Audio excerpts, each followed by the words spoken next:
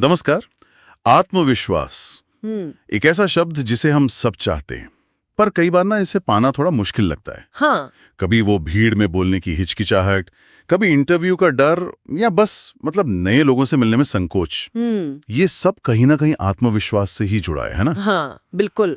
और ये सिर्फ व्यक्तिगत स्तर पर नहीं, पता है हमारे पेशेवर जीवन में, हमारे विकास की राह में भी इसकी एक अहम भूमिका होती है। बिल्कुल आत्मविश्वास की कमी हो तो वो कई दरवाजे बंद कर सकती है। बिल्कुल। इसीलिए आज हम एक ऑनलाइन वीडियो पर गौर कर रहे हैं। अच्छा। हाँ, द नॉलेज स्ट्रीट का है, आत्मविश्वास बढ़ाने के 7 उपाय। इसमें जो सुझाव दिए हैं, आज हम उन्हीं पर थोड़ी गहराई से बात करेंगे। हमारा मकसद है इन उपायों की तह तक जाना, समझना कि ये कैसे काम करते हैं और कितने प्रैक्टिकल हैं असल में। ये दिलचस्प रहेगा, क्योंकि देखिए आत्मविश्वास पर सलाह तो बहुत मिलती है ना? हाँ, बहुत। और कौन सी वाकई में काम करती हैं और क्यों, ये जानना जरूरी है। तो चलें इन 7 नुकात का विश्लेषण करते हैं, देखते हैं स्रोत हमें क्या सिखाता है। हाँ, जरूर। तो पहला सुझाव, स्रोत कहता है बॉडी लैंग्वेज मतलब शारीरिक हाव भाव, जैसे सीधे खड़े होना, आंखों में आंखें डालकर बात करना, चेहरे पर हल्की मुस्कान रखना। कहते हैं कि पहला प्रभाव इसी से पड़ता है। पर क्या ये सिर्फ एक बाहरी चीज है, या इसका असर अंदर तक जाता है? नहीं, ये सिर्फ बाहरी परत नहीं है, इसका असर काफी गहरा हो सकता है। असल में मनोविज्ञान में इसे इम्बॉडीड कॉग्निशन भी कहते हैं। मतलब हमारा शरीर जो है ना, वो हमारी सोच और हमारी भावनाओं को प्रभावित करता है। अच्छा। हाँ, जैसे जब हम जानबूझकर एक कॉन्फिडेंट पोस्चर लेते हैं, तन कर खड़े होना, कंधे थोड़े पीछे रखना, तो ये हमारे दिमाग को भी सिग्नल भेजता है। ये सिर्फ दूसरों पर इंप्रेशन डालने के लिए नहीं है, ये हमारी अपनी अंदर की स्थिति को भी बदल सकता है। अच्छा। सोचिए कभी आप थका हुआ या थोड़ा लो फील कर रहे हो और जबरदस्ती मुस्कुराया, थोड़ी देर में शायद आप थोड़ा बेहतर महसूस करने लगते हैं। हाँ, होता है ऐसा। बस शारीरिक मुद्रा के साथ भी कुछ ऐसा ही है। ये एक तरह से बाहर से अंदर काम करने वाला तरीका है। अच्छा, यानी शरीर और मन वो एक दूसरे को लगातार प्रभावित करते हैं। ये तो काफी इंटरेस्टिंग है। अब आते हैं दूसरे उपाय पर, वो है छोटे छोटे लक्ष्य बनाना और उन्हें पूरा करना। जी। स्रोत कहता है कि जब हम खुद को कुछ करते हुए साबित करते हैं तो आत्मविश्वास बढ़ता है, और छोटी सफलताओं पर खुद को सराहने की भी बात है। सुनने में थोड़ा धीमा रास्ता लगता है, क्या ये वाकई में इतना प्रभावी है? धीमा लग सकता है, पर ये नींव बनाने जैसा है। देखिए, आत्मविश्वास कोई स्विच नहीं है कि आपने ऑन किया और हो गया। सही बात है। ये अनुभवों का नतीजा है, खासकर सफलता के अनुभवों का।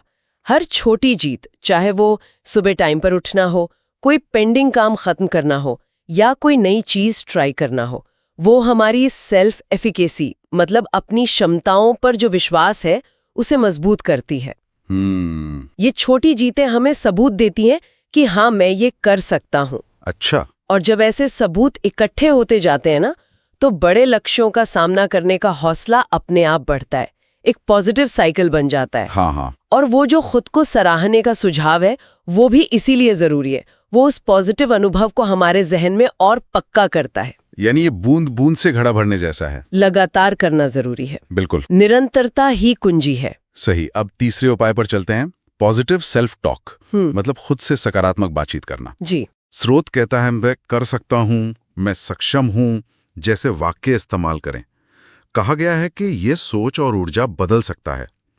पर क्या सिर्फ अच्छा सोचने या बोलने से ही आत्मविश्वास आ जाता है? कहीं ये सिर्फ खुद को दिलासा देना तो नहीं?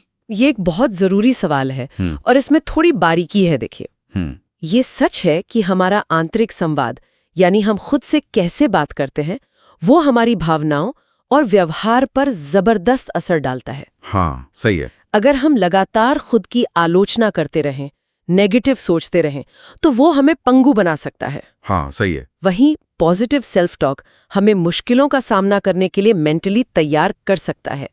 लेकिन यहाँ यथार्थवाद मतलब रियलिज्म का बैलेंस बहुत जरूरी है। अच्छा, रियलिज्म। हाँ, ये सिर्फ खोखला आशावाद या विशफुल थिंकिंग नहीं होनी चाहिए।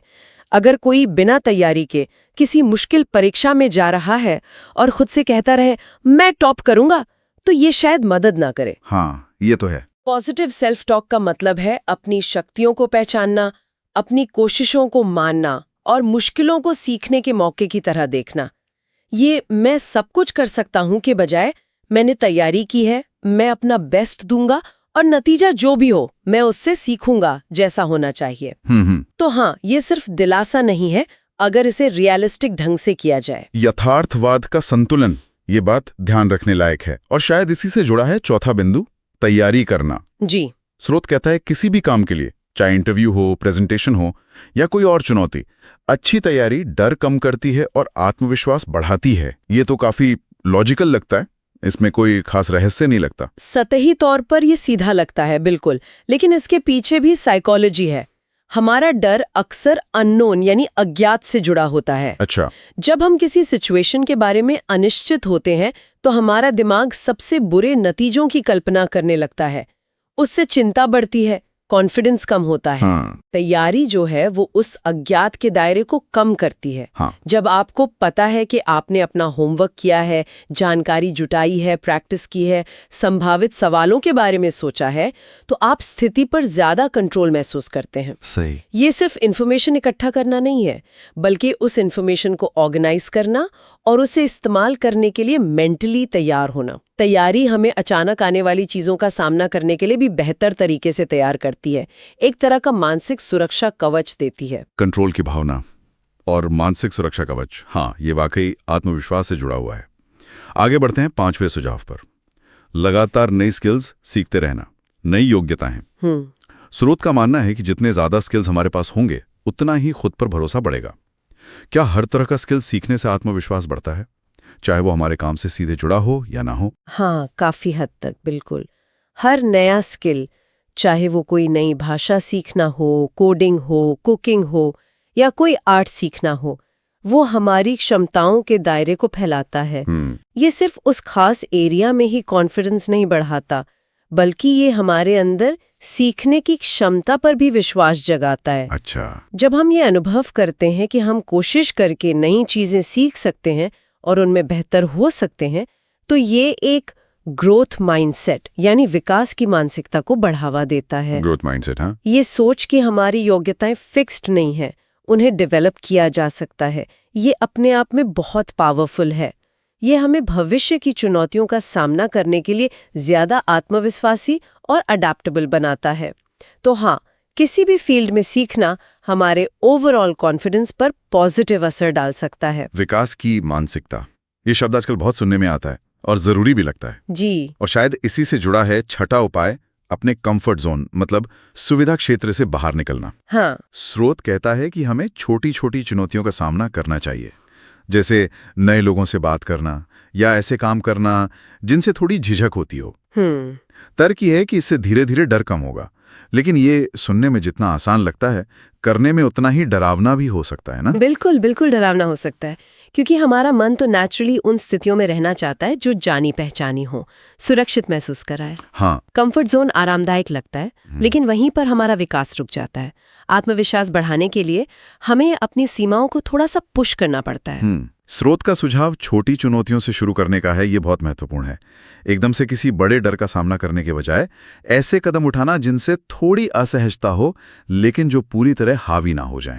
जैसे अगर किसी को भीड़ में बोलने से डर लगता है, तो शायद वो पहले किसी छोटी मीटिंग में सिर्फ एक सवाल पूछने की कोशिश कर सकता है। अच्छा, हाँ। हर बार जब हम डर के बावजूद वो छोटा कदम उठाते हैं, तो हम अपने दिमाग को सिखाते हैं कि हम डर से बड़े हैं। इससे डर का असर धीरे धीरे कम होता है और आत्मविश्वास की मसल्स मजबूत होती हैं। आत्मविश्वास की मसल्स, अच्छा कहा। हाँ, तो ये जरूरी है कि ये प्रक्रिया भारी ना पड़े, बल्कि एम्पावरिंग लगे, सशक्त बनाने वाली लगे। यानी डर पर धीरे धीरे सोच समझकर काबू पाना, ये एक प्रैक्टिकल तरीका लगता है। जी। और अब आते हैं आखिरी 7वें उपाय पर। ये हमारे सोशल लाइफ से जुड़ा है। स्रोत कहता है कि हमें पॉजिटिव और मोटिवेट करने वाले लोगों के साथ टाइम बिताना चाहिए और ऐसे लोगों से बचना चाहिए जो हमें नीचा दिखाते हैं या हमारी एनर्जी डाउन करते हैं। क्या वाकई हमारे आसपास के लोग हमारे आत्मविश्वास पर इतना गहरा असर डालते हैं? ओह, बेहद गहरा असर डालते हैं। हम सामाजिक प्राणी हैं ना? हाँ। और हमारी सेल्फ वर्थ, हमारा आत्ममूल्य काफी हद तक इस बात से प्रभावित होता है कि हमारे आसपास के जो महत्वपूर्ण लोग हैं वो हमें कैसे देखते हैं और हमसे कैसा व्यवहार करते हैं। पॉजिटिव और सपोर्टिव रिश्ते एक सुरक्षित बेस देते हैं, जहां हम खुद को एक्सप्रेस करने, रिस्क लेने, गलतियां करने में सेफ महसूस करते हैं। ऐसे लोग हमारी सक्सेस पर खुश होते हैं, मुश्किलों में हौसला बढ़ाते हैं। सही बात है। और इसके उलट अगर हम लगातार ऐसे लोगों से घिरे रहें जो क्रिटिकल हैं, नेगेटिव हैं या नीचा दिखाते हैं, तो ये हमारे कॉन्फिडेंस को धीरे धीरे खत्म कर सकता है। हाँ, ये हमारे मन में शक के बीज बो सकता है, हमें अपनी ही क्षमताओं पर सवाल उठाने पर मजबूर कर सकता है। बिल्कुल। इसलिए सोच समझकर अपने सोशल सर्कल को चुनना, ऐसे लोगों के करीब रहना जो हमें इंस्पायर करते हैं, हमें ऊपर उठाते हैं, ये कॉन्फिडेंस बनाने और उसे मेंटेन रखने के लिए बहुत ज़्यादा ज़रूरी है। ये हमारी मेंटल हेल्थ के लिए एक ज़रूरी इन्वेस्टमेंट है, कह सकते हैं। हाँ, ये बहुत जरूरी बात कही। तो ये थे द नॉलेज स्ट्रीट के वीडियो से लिए गए आत्मविश्वास बढ़ाने के 7 उपाय। जी। शारीरिक हाव भाव, छोटे लक्ष्य, सेल्फ टॉक, तैयारी, नया सीखना, कंफर्ट जोन से बाहर निकलना और पॉजिटिव सोशल दायरा। काफी व्यापक दृष्टिकोण लगता है।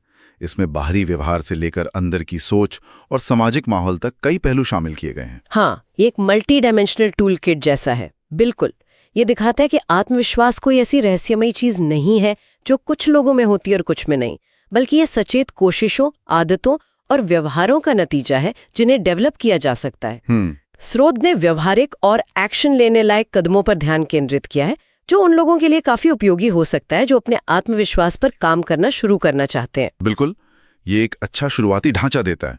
ये उन लोगों को एक दिशा दे सकता है जो महसूस करते हैं कि उनमें आत्मविश्वास की कमी है, पर समझ नहीं पाते कि कहाँ से शुरू करें। और यहीं पर एक गिरिया सवाल भी उठता है, जो शायद इन तकनीकों से थोड़ा आगे जाता है। क्या सिर्फ इन बाहरी तकनीकों और व्यवहारों को अपना लेना ही काफी है?